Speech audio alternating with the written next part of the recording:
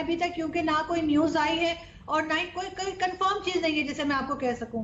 बिल्कुल, एक बार full screen तस्वीरें ये जो दूसरी है वो दिखाइए, क्योंकि इससे एक टॉप शॉट भी मिल रहा है आरजू। उसमें दिख रहा है कि एक्चुअली जो गलियां हैं बहुत ज्यादा जगह नहीं है और इस वक्त तो दिखना भी मुश्किल होगा जिस तरह का धुआं है, क्योंकि ये जो एयर टर्बाइन फ्यूल होता है जो प्लेन्स में इस्तेमाल किया जाता है, वो एक बार कंबस्शन उसका हो जाए, वो उसमें आग लग जाए तो बहुत भयानक आग लगती है और बहुत दूर तक जाती है। आरजू, बिल्कुल, कराची में स्पेशली जिस तरह के घर बने हुए उसमें इस चीज का बिल्कुल भी ख्याल नहीं रखा गया कि बीच में कोई डिस्टेंस हो या कोई ऐसी जगह छोड़ी जाए जहां से इमरजेंसी में लोग निकल पाए।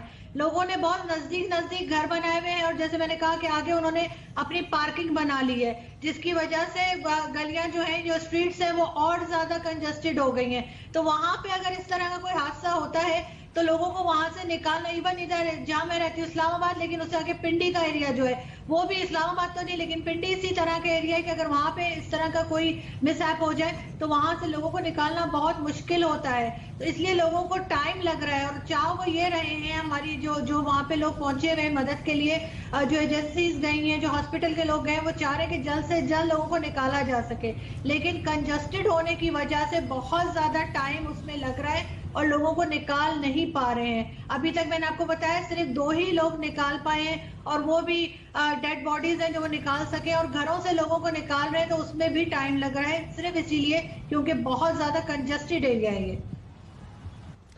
आरजू, इस बीच अगर आपके प्रधानमंत्री या सरकार की तरफ से कोई प्रतिक्रिया आती है तो हमारे दर्शकों को जरूर बताइएगा, लेकिन उससे पहले जरा एक बार फिर से आपको दिखाते हैं पाकिस्तानी मीडिया में किस तरह की रिपोर्टिंग के जरिए पूरी जानकारी इस हादसे के बारे में दी जा रही है। उसमें से बहुत से लोगों को निकाला भी जा रहा है, कोशिश की जा रही है कि उनको फौरी तौर पर जो जख्मी हैं उन्हें अस्पताल मुंतकिल किया जाए। अदनान मलिक हमारे साथ है, नुमाइंदा जियो न्यूज, और उन्होंने बताया कि एयरक्राफ्ट एक्सीडेंट इन्वेस्टिगेशन जो बोर्ड है उसकी एक टीम अब तहकीकात करेगी कि क्या वजह हुई जिसकी वजह से ये तैयारा हादसे का शिकार हुआ है, और इसमें कॉकपिट से जो एयर ट्रैफिक कंट्रोलर की कंट्रोल टावर का जो राब्ता हुआ है उसमें जो बातचीत हुई है उसमें यानी शाहिद ने जो बयान दिया है वो भी एक दूसरे के साथ कोरिलेट कर रहे हैं, मैच कर रहे हैं। बिल्कुल जैसे पायलट ने भी बताया कि एक तरफ तैयारा लेफ्ट की तरफ टिल्ट भी कर रहा है और एक इंजन बंद भी हो गया है, जिस पर एयर ट्रैफिक कंट्रोलर ने कहा कि आपके पास 2 रनवेज अवेलेबल हैं और आप वहां लैंड कर सकते हैं, लेकिन लैंड नहीं कर सके तैयारा पायलट और जिसकी वजह से यह हादसे का शिकार हो गया। राना जावेद ने हमें ज्वाइन किया।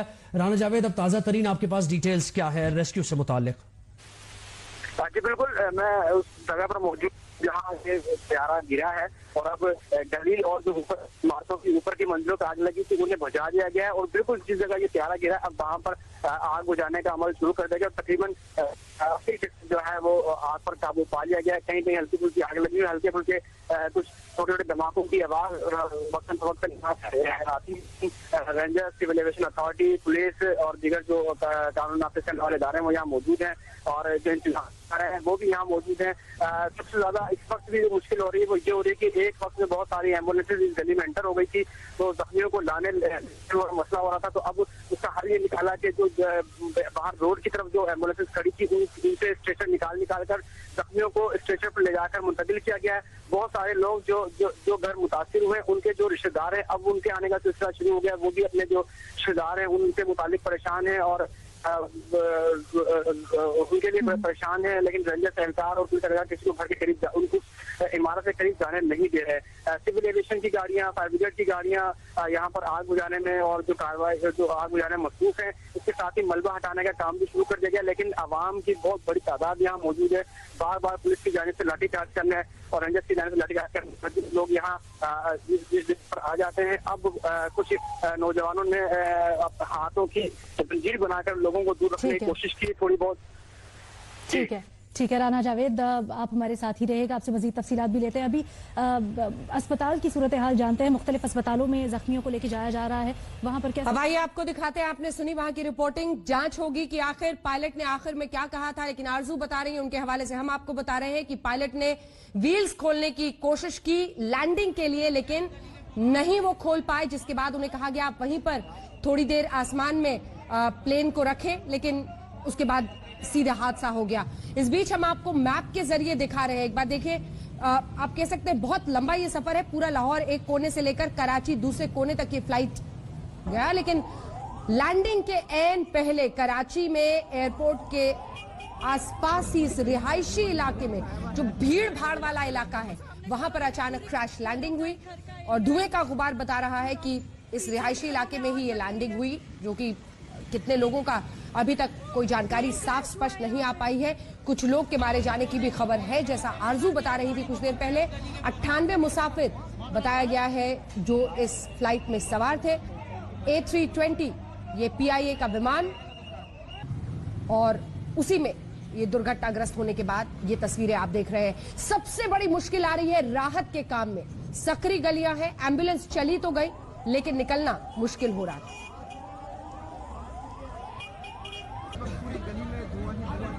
एक बार फिर से आपको पाकिस्तानी मीडिया में जो इस वक्त वहां की जानकारी दी जा रही है जरा सुनाते हैं। दी जाती है पहली लैंडिंग मतलब कराने के लिए, वो सिमुलेटर के ऊपर जो है वो कई दफा प्रैक्टिस कराई जाती है इस बात की कि वो कैसे वो पहली लैंडिंग करेंगे। और ये पायलट जिनके नाम मैं सुन रहा हूँ ये तो काफी मायनाज और एक्सपर्ट किस्म के पायलट थे। अब हादसे का जो है असल वजूहात जो है वो तो बाद में पता चलेगी, लेकिन बज़ाहिर ऐसा लगता है कि उसने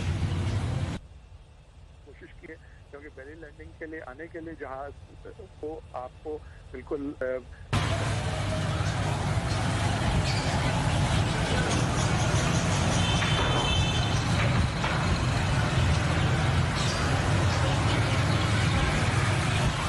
ने कप्तान को ये कहा कि 2 रनवेज इस वक्त उनके इस्तेमाल के लिए मौजूद हैं। उसके बाद राब्ता मुनक़ता हो गया। एनी शाहिद का बयान भी हमने आपसे शेयर किया, जिन्होंने बताया कि हादसे से कुछ देर कबल जब तैयारे को देखा गया तो उसके एक इंजन में आग भड़क उठी थी और उसके अचानक बाद तैयारा क्रैश हुआ और रिहायशी आबादी के ऊपर गिरा। इससे मकानात को नुकसान पहुंचा है। मनाजिर भी अपनी टीवी स्क्रीन पर मुलाहिजा कर रहे हैं। ये जो इलाका है ये मॉडल कॉलोनी का इलाका है, जिना गार्डन्स कहलाता है, और यहाँ पर मकानात को नुकसान पहुंचा है तैयारा गिरने से, उसका मलबा गिरने से।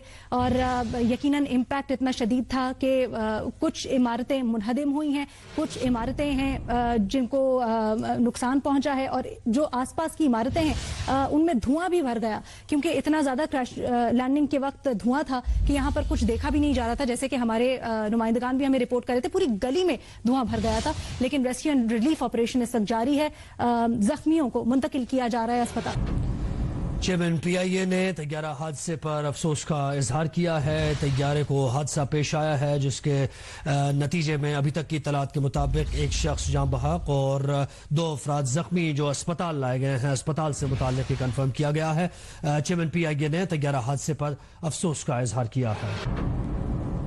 एक नहायत ही दिलखराश वाक़या हुआ। और हमारा जहाज़ A320 जो लाहौर से कराची आ रहा था, फाइनल अप्रोच पे स्टैब्लिश था। जो आखिरी हमने आवाज़ सुनी है पायलट साहब की, वो ये कह रहे थे कि मुझे एक टेक्निकल प्रॉब्लम है, और उन्होंने फाइनल अप्रोच से उनको कहा गया कि दोनों रनवे लैंडिंग के लिए तैयार हैं, आप लिए लैंड कर सकते हैं। लेकिन पायलट ने फैसला किया कि वो गो राउंड करना चाहते हैं। किस वजह से, क्या टेक्निकल मसला था, वो भी हम जाके देखते हैं। मैं अभी इंशाअल्लाह थोड़ी देर में खुद साइड पर पहुँचूँगा। अल्लाह ताला हमें नासिर हो और मेरी दिली हमदर्दियाँ उन कीमती जानों को जिनको आज हमने, अल्लाह ताला हमारा खाने नासिर। हमारे नुमाइंदे कसीम सईद इस वक्त हमें ज्वाइन कर चुके हैं और वो एयरपोर्ट पर मौजूद हैं। कसीम, आपसे जानना चाहेंगे यहाँ पर जो लोग आ रहे हैं, क्या उनके लिए कोई हेल्प डेस्क कायम किया गया है? उनको किस तरह फैसिलिटेट किया जा रहा है? इंटरनेशनल एयरपोर्ट को हर किस्म के दाखिले के लिए इस वक्त बंद कर दिया गया है, चाहे वो मुसाफिर हो या फिर वो इन बदकिस्मत मुसाफिरों के अहले खाना हो।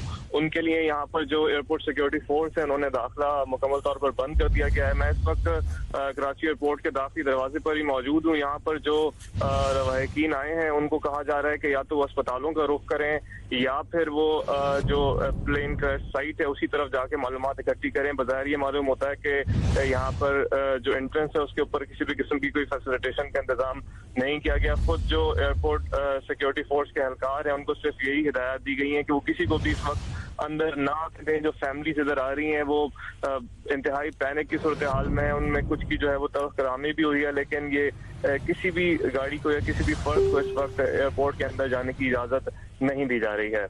अच्छा, जो फ्लाइट्स स्केड्यूल हैं वो भी उन मुसाफिरों को भी नहीं जाने दिया जा रहा अंदर?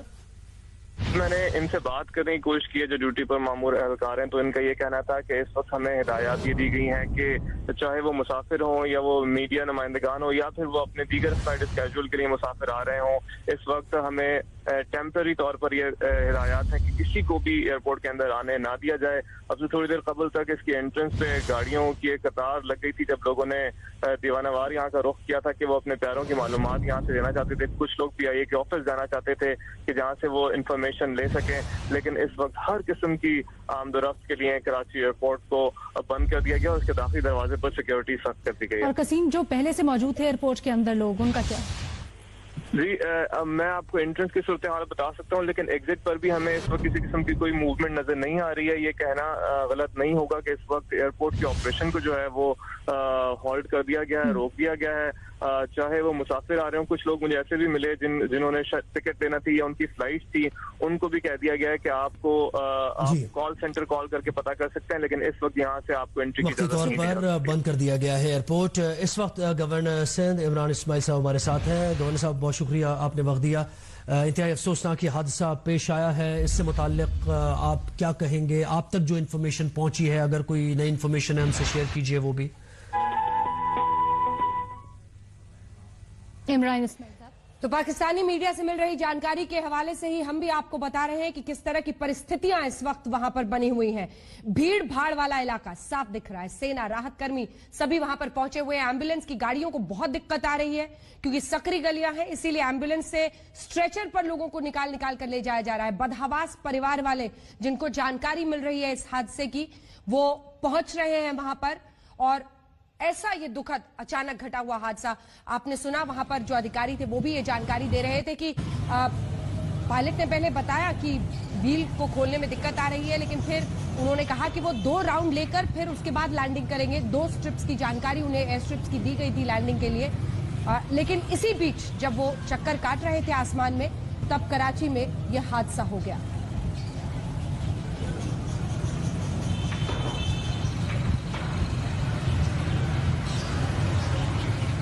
बताया जा रहा है कि लैंडिंग से ठीक 1 मिनट पहले पायलट का वहां पर के कंट्रोल रूम से संपर्क पूरी तरह से कट गया और उसके बाद से ये घटना घटी। आइए आपको पाकिस्तानी रिपोर्टर्स के हवाले से दिखाते हैं क्या हो रहा है।